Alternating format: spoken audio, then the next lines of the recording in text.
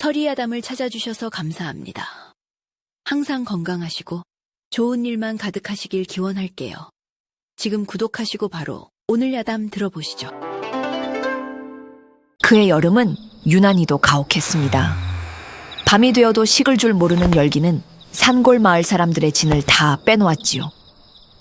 그 중에서도 마을 어귀 다 쓰러져가는 초가에 사는 칠순 노인 박춘삼의 사정은 딱하기 그지없었습니다.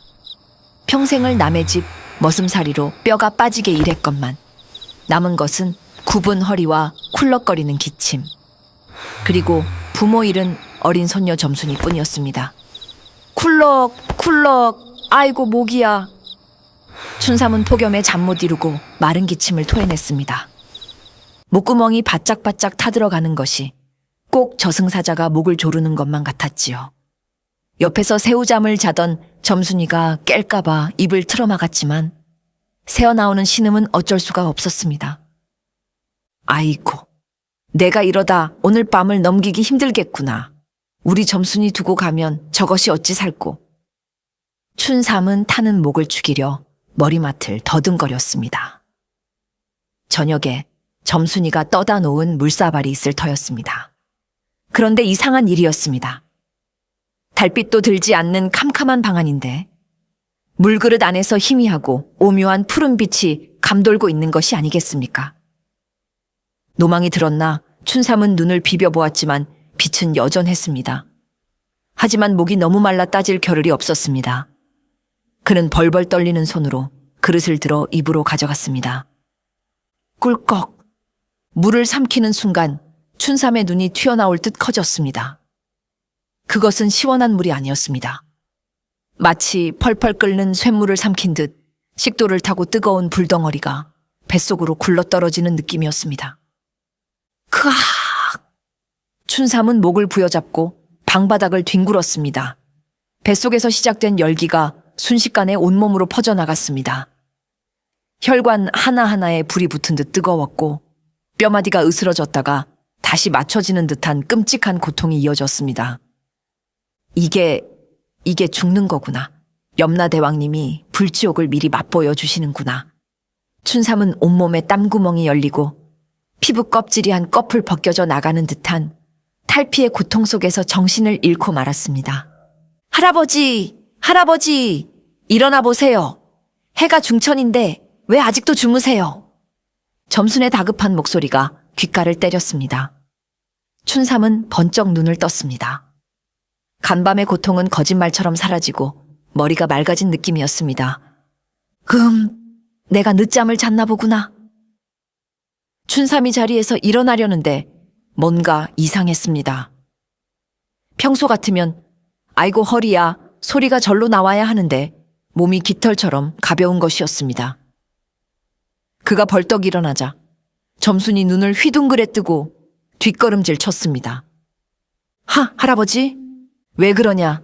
내 얼굴에 밥풀이라도 묻었느냐? 춘삼은 의아해하며 방구석에 있는 찌그러진 동경을 들여다보았습니다. 그리고는 거울을 떨어뜨릴 뻔했습니다. 거울 속에는 쭈글쭈글하고 병색이 완연하던 칠순 노인은 온데간데 없고 얼굴에 불그스름한 혈색이 돌고 피부에 윤기가 자르르 흐르는 중년의 사내가 서 있었습니다. 백발이 성성하던 머리카락에는 검은 기운이 희끗희끗하게 돌아와 있었고 무엇보다 푹 꺼져 있던 눈두덩이 살이 차오르고 눈동자가 샛별처럼 빛나고 있었지요. 이게 나라고? 춘삼은 자신의 몸을 더듬어 보았습니다. 앙상했던 팔뚝에는 단단한 알통이 잡혔고 평생을 그를 괴롭히던 구분등이 대나무처럼 꼿꼿하게 펴져 있었습니다. 시야도 달라졌습니다. 방구석에 기어가는 개미의 더듬이까지 보일 정도로 눈이 밝아진 것입니다. 할아버지, 키가 커지셨어요. 점순의 말대로 춘삼은 굽은 허리가 펴지면서 키가 한 뼘은 더 커져 있었습니다. 춘삼은 방문을 열고 마당으로 나갔습니다. 아침 햇살이 눈부셨지만 눈이 시리지 않았습니다. 폐부 깊숙이 맑은 공기가 들어차자 단전에서부터 알 수 없는 힘이 솟구쳐 올랐습니다. 야, 점순아. 오늘따라 몸이 왜 이리 가볍냐? 날아갈 것 같구나. 춘삼은 마당에서 덩실덩실 춤이라도 추고 싶은 심정이었습니다. 이것이 꿈이라면 깨지 않기를 바랐습니다. 회춘, 봄이 다시 돌아왔습니다. 그것도 아주 강력하고 파괴적인 봄이 말이지요. 몸이 달라진 것을 확인한 춘삼은 기분이 좋아져 아침 밥상 앞에 앉았습니다. 점순이는 여전히 의심스러운 눈초리로 할아버지를 쳐다보고 있었지만 춘삼은 콧노래를 흥얼거렸지요. 자, 밥 먹자. 밥 먹고 기운 내서 밭이나 갈아야겠다. 춘삼은 노숟가락을 집어 들었습니다. 그런데 숟가락을 쥐는 순간 소나귀에 평소와 다른 묵직한 힘이 들어가는 게 느껴졌습니다. 어라? 그저 숟가락을 쥐었을 뿐인데 숟가락 자루가 엿가락처럼 휘어져 버렸습니다. 춘삼은 깜짝 놀라 숟가락을 펴려고 반대로 힘을 주었습니다. 그러자 이번에는 숟가락 목이 똑하고 부러져 나갔습니다. 이게 왜 이러냐? 숟가락이 사갔나? 춘삼은 당황하여 젓가락을 집었습니다. 하지만 젓가락 역시 그의 소나귀 힘을 견디지 못하고 나무젓가락 부러지듯 와삭 부서졌습니다. 점순이가 비명을 질렀습니다. 할아버지, 아까운 숟가락을 다 부수면 어떡해요? 아니, 내가 그런 게 아니라 이것들이 낡아서. 춘삼은 억울했습니다. 그는 밥을 먹는 둥마는 둥하고 서둘러 밖으로 나가려 했습니다. 에이, 바람이나 쐬고 오마. 그는 방문 고리를 잡고 문을 열었습니다. 평소처럼 밀었을 뿐인데 우지끈 하는 굉음과 함께 낡은 문짝이 경첩제 뜯겨나가 마당 저편으로 날아가 버렸습니다. 문짝은 장독대 옆에 처박혀 산산조각이 났습니다. 헉! 춘삼은 자신의 손을 내려다보았습니다. 그 손은 이제 예전에 힘없던 손이 아니었습니다. 춘삼은 두려워졌습니다. 자신의 몸 안에 통제할 수 없는 괴물이 들어앉은 것만 같았습니다. 점순이는 마당에 놔둔 문짝을 보고 울상을 지었습니다. 아이고, 할아버지. 노망이 나도 곱게 나셔야지. 힘만 장사가 돼서 살림을 다 부수면 우린 어떡해요. 춘삼은 머리를 긁적였습니다. 거참, 이상하네. 내가 힘을 준 것도 아닌데. 그는 조심조심 걸음을 옮겼지만 발을 디딜 때마다 마당의 흙바닥이 푹푹 패여 발자국이 깊게 남았습니다. 집안 살림을 더 부수기 전에 춘삼은 지게를 지고 산으로 도망치듯 나왔습니다. 땔감이라도 해오면 점순이 화가 좀 풀릴까 싶어서였지요. 몸이 가벼우니 산을 오르는 것도 평지 걷는 것보다 쉬웠습니다. 예전 같으면 숨이 턱끝까지 차올라 몇 번을 쉬었을 고갯길을 그는 단숨에 뛰어 올라갔습니다. 허허! 좋다, 좋아. 내 나이 70에 다시 청춘이 왔구나. 춘삼은 신이 나서 나무를 하기 시작했습니다. 도끼질할 필요도 없었습니다. 그저 팔뚝만한 나무를 잡고 툭 꺾으면 우두둑 하고 부러졌습니다. 순식간에 지게 가득 땔감이 쌓였습니다. 그때였습니다. 숲속에서 스산한 바람이 불어오더니 새소리가 뚝 끊겼습니다. 등 뒤에서 낮고 굵은 으르렁거리는 소리가 들려왔습니다. 춘삼이 뒤를 돌아보자 집채만한 호랑이 한 마리가 바위 위에 웅크리고 앉아 그를 노려보고 있었습니다. 이 산의 주인이라 불리는 사람을 10명도 넘게 잡아먹은 악명 높은 식인 호랑이 애꾸눈이었습니다. 호랑이. 예전에 춘삼이라면 그 자리에서 오줌을 지리고 기절했겠지만 지금은 달랐습니다. 이상하게도 공포심이 들지 않았습니다. 오히려 호랑이가 덩치 큰 고양이처럼 귀여워 보이는 것이었습니다. 어이쿠, 산신령님이 보낸 사자인가. 내가 나무를 너무 많이 했나. 춘삼이 뒷걸음질 치자 호랑이는 춘삼을 얕잡아보고 단숨에 도약했습니다. 거대한 앞발이 춘삼의 머리통을 후려치려던 찰나였습니다. 춘삼은 본능적으로 팔을 휘둘렀습니다. 피하려는 것도 공격하려는 것도 아니었습니다. 그저 귀찮은 파리를 쫓듯 무심코 손을 휘저은 것이었습니다. 저리 가라 이 녀석아! 짝! 경쾌한 소리가 산울림처럼 퍼졌습니다. 춘삼의 손바닥이 호랑이의 이마를 정통으로 때렸습니다. 그러자 믿을 수 없는 일이 벌어졌습니다. 공중에 떠 있던 수백 근의 호랑이가 마치 종이 인형처럼 뱅글뱅글 공중제비를 돌더니 굵은 참나무에 쾅 하고 처박힌 것입니다.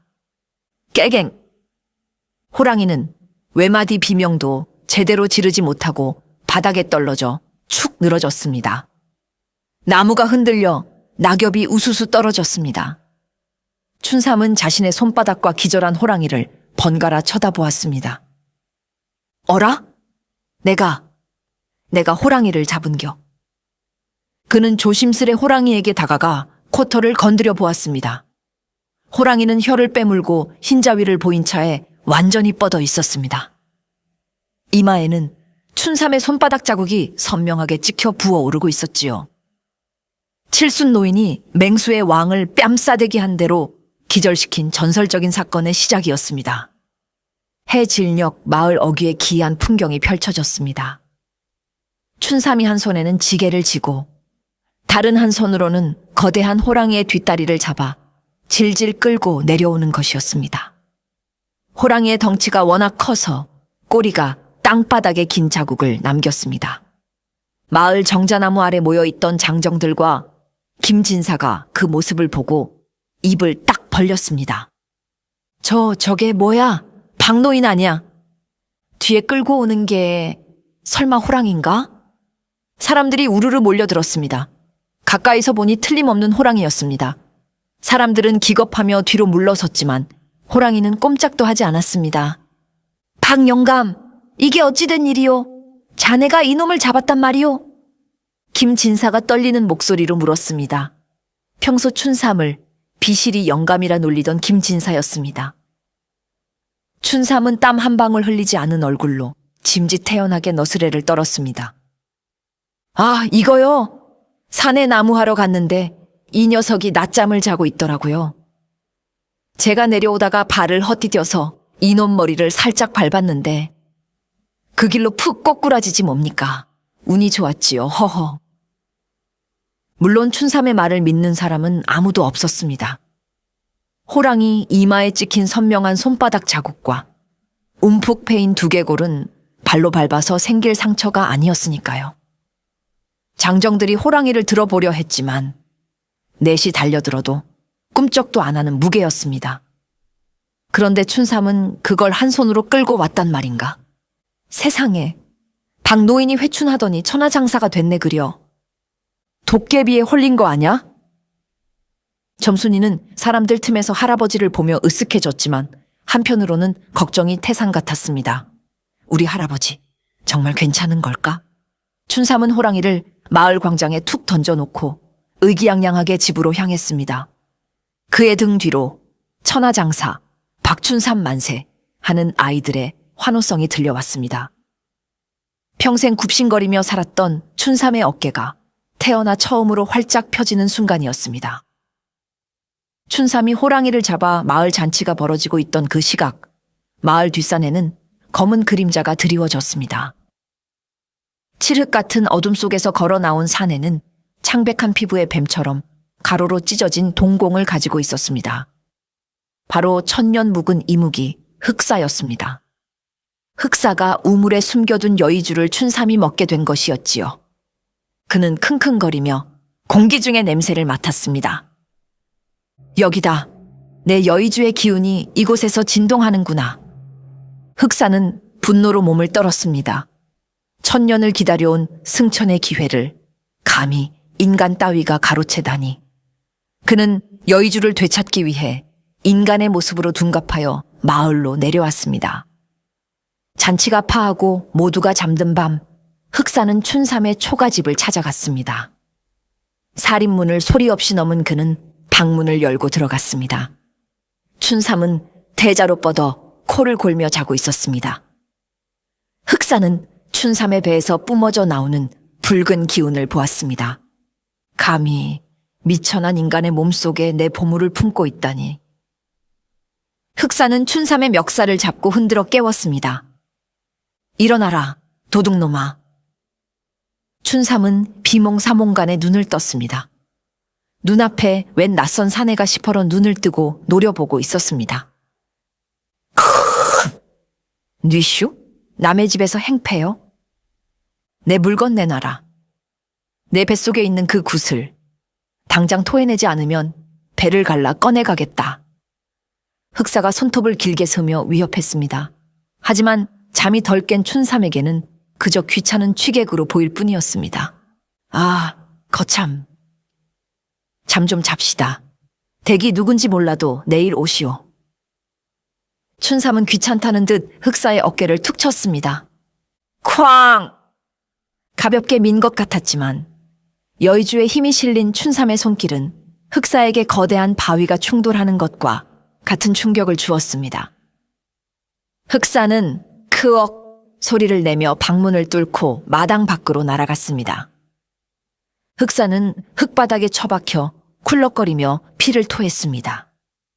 뼈가 울리는 고통이었습니다. 이 늙은이가 여의주의 힘을 벌써 이렇게까지 쓰다니. 흑사는 경악했습니다. 인간의 몸으로 여의주의 힘을 이토록 자연스럽게 발휘한다는 것은 불가능에 가까웠습니다.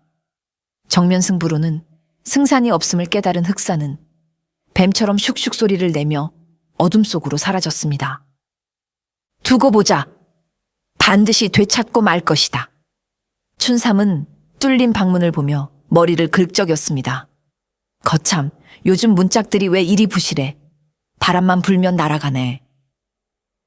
그는 다시 이불을 덮고 드르렁 코를 골기 시작했습니다. 다음 날부터 춘삼은 자신의 몸에 일어난 변화를 받아들이기 시작했습니다. 문짝을 고치려다 못을 손가락으로 박아버리고 밭을 갈다가 소가 힘들어하자 소를 어깨에 메고 밭을 갈아버리는 등 그의 괴력은 숨길 수 없는 지경에 이르렀습니다. 춘삼은 마을 뒷산 바위투성이 계곡으로 갔습니다. 아무도 없는 곳에서 자신의 힘을 시험해보고 싶었습니다. 그는 집채만한 바위 앞에 섰습니다. 예전 같으면 꿈도 못 꿀 크기였습니다. 어디 한번 춘삼이 바위 밑을 잡고 힘을 주자. 우웅! 하는 소리와 함께 거대한 바위가 공중으로 떠올랐습니다. 무게가 느껴지긴 했지만 마치 수박 한 덩이 드는 것처럼 가뿐했습니다. 하하하, 떴어. 춘삼은 바위를 머리 위로 들어 올리고는 계곡 저편으로 던져버렸습니다. 쿠궁, 바위가 떨어지며 땅이 흔들렸습니다. 그는 신이 나서 계곡을 뛰어다녔습니다. 달리는 노루를 맨발로 따라잡아 쓰다듬어주고 아름 들이나무를 뽑아 창처럼 던져보기도 했습니다. 그의 가슴 속에서 평생 맺혀있던 응어리가 녹아내렸습니다. 머슴으로 살며 당했던 서름, 힘없다고 무시당했던 기억들, 아픈 몸 때문에 점순이를 고생시켰던 미안함까지. 그 모든 것이 넘치는 힘과 함께 씻겨 내려가는 쾌감을 느꼈습니다. 이제 아무도 나를 무시하지 못해. 나는 박춘삼이다. 천하장사 박춘삼이란 말이다. 춘삼의 소문은 삽시간에 고을 전체로 퍼져 탐욕스러운 배 수령의 귀에까지 들어갔습니다. 배 수령은 백성들의 고혈을 짜내 자신의 배를 채우는 것으로 악명 높은 자였습니다. 그는 춘삼의 이야기를 듣고 흑심을 품었습니다. 호랑이를 때려잡고 바위를 던지는 노인이라 그 힘을 이용하면 내 창고를 채우는 건 일도 아니겠구나. 아니, 조정에 진상하여 내 출세의 발판으로 삼을 수도 있겠어. 배수령은 즉시 포졸들을 보내 춘삼을 관하로 호출했습니다. 춘삼은 점순이의 만류에도 불구하고 사또가 부르는데 안 갈 수 있나 하며 관하로 향했습니다. 겉모습은 여전히 촐로였지만 그의 발걸음에는 예전과 다른 당당함이 서려 있었지요. 관아 마당에는 배수령과 이방 그리고 수십 명의 포졸들이 도열해 있었습니다. 배수령은 거만한 자세로 마루에 앉아 춘삼을 내려다보았습니다. 내 놈이 그 소문의 박춘삼이냐? 예, 그렇습니다만. 춘삼은 허리를 꼿꼿이 펴고 대답했습니다. 예전 같으면 엎드려 조아렸겠지만 이제는 누구 앞에서도 기죽지 않았습니다. 수령은 그 태도가 마음에 들지 않아 미간을 찌푸렸습니다. 건방진 놈, 네가 괴력을 가졌다고 들었다. 내 눈으로 직접 확인해야겠으니 저기 있는 맷돌을 들어보아라. 수령이 가리킨 것은 관아 마당 한 구석에 있는 거대한 맷돌이었습니다. 소가 끌어야 돌아가는 그 육중한 돌을 사람이 들라는 것은 억지였습니다. 못 들겠느냐? 그렇다면 내 놈은 사기죄로 곤장을. 수령의 말이 끝나기도 전에 춘삼은 성큼성큼 맷돌 앞으로 다가갔습니다. 그리고는 맷돌의 손잡이를 잡는 대신 맷돌 밑바닥에 손가락 하나를 걸었습니다. 이까짓 거 말씀이요? 춘삼은 피식 웃으며 검지손가락 하나로 거대한 맷돌을 훌쩍 들어 올렸습니다. 헉! 관아에 있던 모든 사람의 눈이 튀어나올 듯 커졌습니다. 춘삼은 맷돌을 검지손가락 위에 올려놓고 마치 접시 돌리기를 하듯 빙글빙글 돌리기 시작했습니다. 사또나리, 이게 보기보다 가볍네요. 공기놀이나 하면 딱 좋겠수. 춘삼은 맷돌을 공중으로 휙 던졌다가 다시 손가락으로 받아냈습니다. 씩! 맷돌이 바람을 가르는 소리가 위협적이었습니다. 춘삼은 일부러 수령이 앉아있는 쪽으로 맷돌을 던지는 신용을 했습니다. 으악! 저놈 잡아라! 수령은 기겁하며 뒤로 자빠졌습니다. 체면이고 뭐고 바닥에 나뒹구는 꼴이 우스꽝스러웠습니다. 무엄한 놈, 감히 관아에서 행패를 부려. 여봐라, 저놈을 당장 포박하라. 수령의 고함에 포졸 수십 명이 육모방망이를 들고 춘삼에게 달려들었습니다. 하지만 춘삼은 맷돌을 바닥에 쿵 내려놓고는 빗자루질하듯 팔을 휘휘 저었습니다. 어허, 이것들이 어른한테. 춘삼의 손길이 닿을 때마다 포졸들은 추풍낙엽처럼 날아갔습니다. 담장을 넘어가고 나무 위에 걸리고 연못에 빠지는 등 관아는 순식간에 난장판이 되었습니다. 춘삼은 옷깃 하나 스치지 않았습니다. 나를 부려 먹으려거든 밥이나 많이 주고 부르시오. 나는 이제 누구의 종도 아니오. 춘삼은 관아의 육중한 대문을 발로 뻥 차서 날려버리고는 유유히 밖으로 걸어 나갔습니다. 뒤에서 수령이 저놈 잡아라 하고 고래고래 소리를 질렀지만 아무도 쫓아갈 엄두를 내지 못했습니다. 관아에서의 소동을 지켜보던 또 다른 눈이 있었습니다. 바로 흑사였습니다. 그는 군중 속에 숨어 춘삼의 힘을 관찰하고 있었습니다. 힘으로는 도저히 안 되겠군. 저 늙은이 여의주와 완전히 하나가 되어가고 있어. 흑사는 정면 승부로는 승산이 없음을 인정했습니다. 하지만 교활한 뱀에게는 힘보다 더 무서운 무기가 있었습니다. 바로 톡과 같은 간계였지요. 흑사는 춘삼의 유일한 약점을 간파했습니다. 바로 손녀 점순이었습니다. 며칠 뒤 춘삼이 바티를 하러 나간 사이 점순이는 우물가에서 빨래하고 있었습니다. 그때 웬 잘생긴 선비 하나가 다가왔습니다. 흑사가 둔갑한 모습이었습니다. 얘야, 목이 마른데 물 한 바가지 얻어 마실 수 있겠느냐? 점순이는 아무 의심 없이 물을 떠주었습니다. 흑사는 물을 마시는 척하며 소매자락에서 보랏빛 가루를 점순의 코앞에 훅 불었습니다. 콜록! 이게 무슨... 점순이는 정신이 몽롱해지며 눈앞의 선비가 세상에서 가장 친절한 사람처럼 보이기 시작했습니다. 최면술이었습니다. 착한 아이구나. 나와 함께 가자. 할아버지가 너를 기다리신단다. 할아버지가요? 점순이는 홀린 듯 흑사의 손을 잡고 따라갔습니다. 흑사의 입가에 비열한 미소가 번졌습니다. 늙은이, 내 힘의 원천이 내 발목을 잡게 될 것이다. 해질녘, 춘삼이 기분 좋게 흥얼거리며 집으로 돌아왔을 때 집안은 텅 비어 있었습니다. 점순아, 하랩이 왔다. 읍내 나가서 고기 좀 끊어왔다. 하지만 대답이 없었습니다. 부엌에도 방에도 점순이는 없었습니다. 우물가에는 점순이가 빨다만 빨래만이 덩그러니 놓여 있었습니다. 그리고 그 옆에는 뱀 비늘처럼 생긴 검은색 천 조각 하나가 떨어져 있었지요. 이건 춘삼이 천 조각을 집어들자 그곳에서 익숙한 냄새가 났습니다.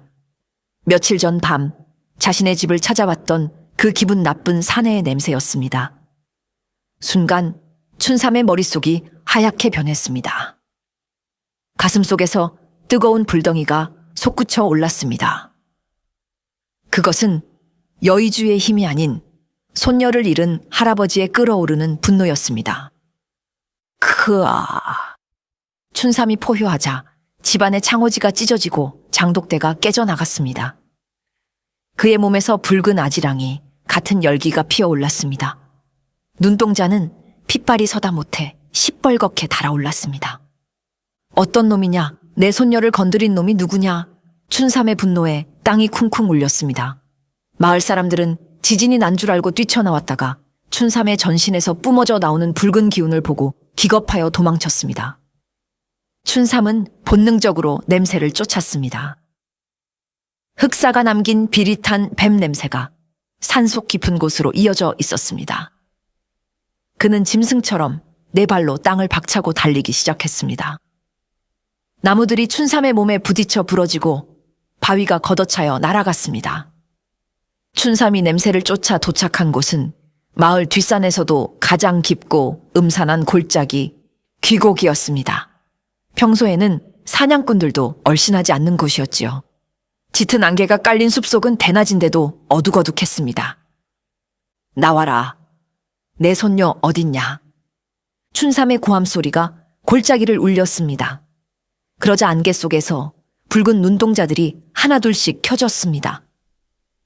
흑사가 부리는 요괴화된 산짐승들이었습니다. 집채만 한 곰, 쇠처럼 단단한 털을 가진 늑대떼, 그리고 독을 품은 뱀들이 춘삼을 포위했습니다. 크르릉, 짐승들이 춘삼에게 달려들었습니다. 춘삼은 무기도 기술도 없었습니다. 하지만 그에게는 압도적인 힘과 물러설 수 없는 이유가 있었습니다. 비켜, 다 비켜. 춘삼은 달려드는 늑대의 머리통을 주먹으로 내려쳤습니다. 늑대의 머리가 수박처럼 으깨졌습니다. 거대 곰이 앞발을 휘두르자 춘삼은 그 앞발을 맞받아 잡고는 곰을 들어 올려 나무에 매다 꽂았습니다. 우지끈. 아름드리 나무가 부러지며 곰이 깔렸습니다. 춘삼은 이성을 잃고 날뛰었습니다. 뱀들이 다리를 물어뜯었지만 강철처럼 단단해진 그의 피부를 뚫지 못했습니다. 그는 뱀들을 잡아 채찍처럼 휘둘러 다른 짐승들을 쫓아냈습니다. 그는 숲을 파괴하며 전진했습니다. 짐승들의 시체가 산을 이루었지만 춘삼의 눈에는 오직 동굴 입구만이 보였습니다. 그곳에서 점순이의 냄새가 나고 있었습니다. 요괴들의 숲을 뚫고 들어간 동굴 깊은 곳. 축축하고 서늘한 그곳에는 거대한 지하 호수가 있었습니다. 그리고 그 호수 한가운데 솟은 바위 위에 점순이가 정신을 잃은 채 누워 있었습니다. 점순아. 춘삼이 바위로 뛰어들려 하자 물속에서 거대한 검은 그림자가 솟구쳐 올랐습니다. 촥! 물보라와 함께 나타난 것은 흑사였습니다. 하지만 더 이상 인간의 모습이 아니었습니다. 상반신은 인간이지만 하반신은 거대한 뱀의 꼬리를 가진 흉측한 반인반수의 괴물이었습니다. 그의 온몸은 검은 비늘로 뒤덮여 있었고 눈은 뱀처럼 세로로 찢어져 있었습니다. 어서 와라 늙은이. 제법이구나. 내 아이들을 다 죽이고 여기까지 오다니. 흑사가 뱀혀를 날름거리며 비웃었습니다. 내 손녀 내놔라. 안 그러면 내 놈 뼈를 다 발라버리겠다. 춘삼이 주먹을 쥐며 으르렁거렸습니다. 흐흐흐. 그 힘은 본래 내 것이다. 천한 인간의 몸, 그것도 다 썩어가는 늙은이의 몸으로는 그 위대한 힘을 감당할 수 없어. 돌려다오. 그러면 내 손녀는 살려주마. 흑사가 손을 뻗자 춘삼의 뱃속에 있는 여의주가 반응했습니다. 춘삼의 몸이 뜨겁게 달아오르며 통제할 수 없는 힘이 날뛰기 시작했습니다. 으크! 춘삼은 가슴을 부여잡았습니다. 흑사의 말이 맞았습니다. 여의주의 양기는 너무나 강력해서 춘삼의 늙은 육체가 버티기에는 한계가 있었던 것입니다. 흐악! 춘삼은 바닥에 무릎을 꿇었습니다. 심장이 터질 듯이 뛰고 혈관이 부풀어 올라 터질 것 같았습니다. 몸 안에서 용암이 흐르는 듯한 고통이 그를 덮쳤습니다. 힘을 너무 많이 쓴 탓에 여의주의 기운이 폭주하기 시작한 것입니다. 보아라. 내 몸은 이미 붕괴하고 있다.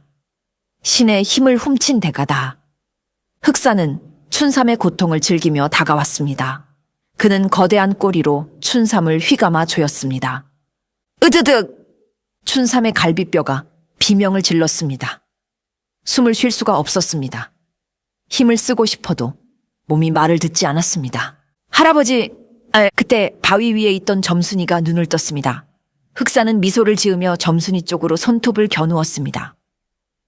이 아이부터 죽여주마. 내 놈이 보는 앞에서. 안 돼. 춘삼은 필사적으로 몸부림쳤지만 흑사의 조임은 점점 더 강해졌습니다. 시야가 흐려지고 의식이 멀어져 갔습니다. 이대로 끝인 건가? 70평생 고생만 하다가 이제 겨우 힘 좀 써보나 했는데 이렇게 허무하게 가는가? 하지만 자신의 죽음보다 손녀가 죽는다는 공포가 더 컸습니다. 흑사의 날카로운 손톱이 점순이의 목을 스쳤습니다. 점순이는 공포에 질려 비명을 질렀습니다. 할아버지, 일어나세요. 할아버지는 천하장사잖아요. 저놈 좀 혼내주세요. 그 외침은 춘삼의 귓가를 때리고 뇌리를 파고들어 심장 깊은 곳까지 닿았습니다. 할아버지는 천하장사잖아요. 그 한마디가 꺼져가던 춘삼의 의식에 불을 지폈습니다. 평생 약골, 머슴으로 불렸던 그에게 손녀가 불러준 천하장사라는 이름. 그것은 여의주의 힘보다 더 강력한 마법이었습니다. 그래, 나는 천하장사다. 내 새끼 하나 못 지키면 그게 무슨 장사냐? 춘삼은 눈을 번쩍 떴습니다. 흐릿하던 동공이 다시 또렷해졌습니다. 아니, 이전과는 달랐습니다. 그의 눈동자가 여의주와 같은 찬란한 황금빛으로 빛나기 시작했습니다. 그의 몸 안에서 날뛰던 여의주의 기운이 점순이를 지키겠다는 춘삼의 강력한 의지와 만나 하나로 융합되기 시작했습니다. 고통이 사라지고 대신 무한한 힘이 샘솟았습니다. 내 손녀한테 손대지 마라. 쾅! 춘삼을 조이고 있던 흑사의 꼬리가 튕겨나갔습니다. 흑사는 충격에 뒤로 물러났습니다. 이게 무슨 조화냐? 인간이 여의주의 힘을 완전히 흡수했다고. 춘삼은 천천히 일어났습니다. 그의 백발이 황금빛으로 넘실거리고 근육은 갑옷처럼 단단해졌습니다. 그는 더 이상 여의주의 힘에 휘둘리는 그릇이 아니었습니다. 그 힘의 주인이 된 것입니다. 내 놈이 내 굿을 주인이라고? 아니, 이제 이 힘은 내 것이다. 내 가족을 지키는 데 쓰는 내 힘이다. 춘삼은 바닥을 박차고 도약했습니다. 순식간에 흑사의 코앞에 도달한 그는 흑사의 멱살을 잡고 들어 올렸습니다. 이거나 먹어라. 춘삼의 주먹이 흑사의 얼굴에 장렬했습니다. 퍽! 흑사의 얼굴이 찌그러지며 이빨이 튀어나갔습니다. 춘삼은 흑사의 꼬리를 양손으로 잡았습니다. 그리고는 빨래를 털듯 거대한 이무기를 바닥에 패대기치기 시작했습니다. 쾅! 쾅! 쾅! 동굴이 무너질 듯 흔들렸습니다. 천년 묵은 요괴가 칠순 노인의 손에서 장난감처럼 유린당했습니다. 흑사는 비명도 지르지 못하고 걸레짝처럼 너덜너덜해졌습니다. 살려줘. 흑사가 애원했지만 춘삼은 멈추지 않았습니다. 이건 우리 점순이 몫이다. 춘삼은 흑사를 머리 위로 들어 올려 동굴 벽을 향해 전력으로 던져버렸습니다. 흑사는 벽에 박혀 꼼짝도 하지 못했습니다. 완전한 제압이었습니다. 춘삼이 점순이를 구하러 가려는 순간 동굴 입구 쪽에서 요란한 발소리와 함께 횃불들이 나타났습니다. 배수령이 이끄는 관군이었습니다. 배수령은 춘삼이 흑사를 쫓아 산으로 간 것을 알고 둘 다 잡아 공을 세우려 뒤따라온 것이었습니다. 저기 있다. 저 괴물놈들을 쏴라. 배수령은 상황을 파악하기도 전에 춘삼과 흑사를 모두 적으로 간주하고 화살 공격을 명했습니다. 수백 발의 화살이 동굴 안으로 쏟아졌습니다. 춘삼은 점순이를 덮쳐 자신의 몸으로 화살을 막아냈습니다. 강철 같은 피부에 화살이 튕겨나갔지만 문제는 동굴이었습니다. 무차별적인 공격과 흑사와의 싸움 충격으로 동굴 천장이 무너져 내리기 시작한 것입니다. 우르릉 쾅! 거대한 바위들이 떨어졌습니다. 배수령과 관군들은 당황하여 입구 쪽으로 물러났지만 춘삼과 점순이는 꼼짝없이 갇힐 위기였습니다. 게다가 바위에 깔려 죽어가던 흑사가 마지막 발악으로 도끼를 뿜어내며 동굴 입구를 무너뜨리려 했습니다. 다 같이 죽자. 퇴로가 막히고 천장이 무너지는 절체절명의 순간 춘삼은 점순이를 품에 꼭 안았습니다. 할아버지, 겁먹지 마라. 할아버지가 길을 낼 테니. 춘삼은 점순이를 안전한 바위 틈에 숨기고 무너져 내린 거대한 바위벽, 동굴 입구를 막고 있는 그 거대한 장애물 앞에 섰습니다. 흑사의 도끼와 관군의 화살, 그리고 바위가 앞을 가로막고 있었습니다. 춘삼은 깊게 숨을 들이마셨습니다. 몸 안의 모든 여의주의 기운을 오른 주먹 하나에 집중시켰습니다. 주먹이 태양처럼 붉게 타오르기 시작했습니다. 다 비켜라! 춘삼은 기압과 함께 바위벽을 향해 주먹을 내질렀습니다. 쾅! 그것은 단순한 타격이 아니었습니다. 산을 가르고 강을 뒤집는 일격이었습니다. 엄청난 충격파가 발생하며 거대한 바위벽이 가루가 되어 터져 나갔습니다. 동굴 입구에 있던 흑사는 그 충격파에 휘말려 형체도 없이 사라졌고 밖에 있던 배수령과 관군들은 폭풍에 휘말린 듯 저 멀리 날아가 처박혔습니다. 동굴을 덮고 있던 산의 한쪽 사면이 완전히 뚫려버렸습니다. 먼지가 걷히고 뚫린 구멍 사이로 저녁 노을이 비쳐 들어왔습니다. 춘삼은 그 구멍 앞에 우뚝 서 있었습니다. 그의 주먹에서는 연기가 피어오르고 있었습니다. 모든 힘을 쏟아부은 춘삼은 다리에 힘이 풀려 주저앉았습니다. 할아버지, 점순이가 달려와 춘삼을 부축했습니다. 춘삼의 입에서 그리고 전신에서 찬란하던 황금빛 기운이 빠져나가 하늘로 흩어졌습니다. 여의주의 힘이 다한 것입니다. 아이고, 이제 좀 살겠네. 춘삼은 가쁜 숨을 몰아쉬었습니다. 흑사가 죽으면서 여의주의 기운도 자연으로 돌아간 것이었습니다. 춘삼은 다시 의식을 잃고 쓰러졌습니다. 며칠 후 춘삼은 자신의 집 아랫목에서 눈을 떴습니다. 점순이가 울다가 웃으며 그를 반겼습니다. 할아버지, 정신이 드세요? 춘삼은 몸을 일으켰습니다. 예전 같은 폭발적인 괴력은 느껴지지 않았습니다. 하지만 신기하게도 굽었던 허리는 여전히 꼿꼿하게 펴져 있었고 시야는 맑았으며 관절 마디마디가 쑤시던 통증도 사라져 있었습니다. 숟가락을 집어보니 구부러지지 않았습니다. 여의주는 사라졌지만 그 기운이 춘삼의 낡은 몸을 건강하고 튼튼하게 고쳐놓고 떠난 것입니다. 그는 더 이상 천하장사는 아니었지만 누구보다 건강하고 정정한 노인이 되었습니다. 허허, 숟가락 안 부러뜨리고 밥 먹을 수 있으니 다행이구나. 춘삼은 빙그레 웃으며 점순이가 차려준 밥을 맛있게 먹었습니다. 그것이 그에게는 가장 큰 행복이었습니다. 마을은 평화를 되찾았습니다. 흑사는 사라졌고 배수령은 관할을 파괴하고 백성을 위험에 빠뜨린 죄로 파직당해 압송되었습니다. 춘삼은 더 이상 남의 집 머슴을 살지 않았습니다. 그는 마을의 든든한 어른으로 대접받았습니다.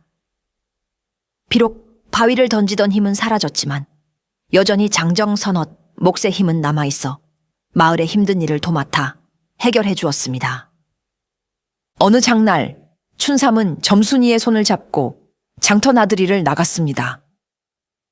저만치서 젊은 짐꾼들이 무거운 쌀가마니를 짊어지느라 끙끙대고 있었습니다. 에잉 쯧쯧, 요즘 젊은 것들은 힘이 없어서 원, 밥 좀 많이 먹어야겠어. 춘삼은 혀를 차며 다가가 쌀가마니 2개를 한 번에 번쩍 들어 짐꾼의 지게에 올려주었습니다. 아이고, 감사합니다, 어르신. 짐꾼들이 눈이 휘둥그레져서 인사하자 춘삼은 호탕하게 웃으며 뒷짐을 지고 걸어갔습니다. 할아버지, 또 힘자랑하신다. 점순이가 핀잔을 주자 춘삼은 점순이를 번쩍 들어 목마를 태웠습니다. 이 녀석아, 남는 게 힘인데 좀 써야지. 가자, 엿사 먹으러. 노인과 소녀의 웃음소리가 활기찬 장터에 울려 퍼졌습니다. 용의 구슬을 삼켰던 칠순 노인은 그렇게 진짜 청춘을 되찾아 행복하게 살았답니다.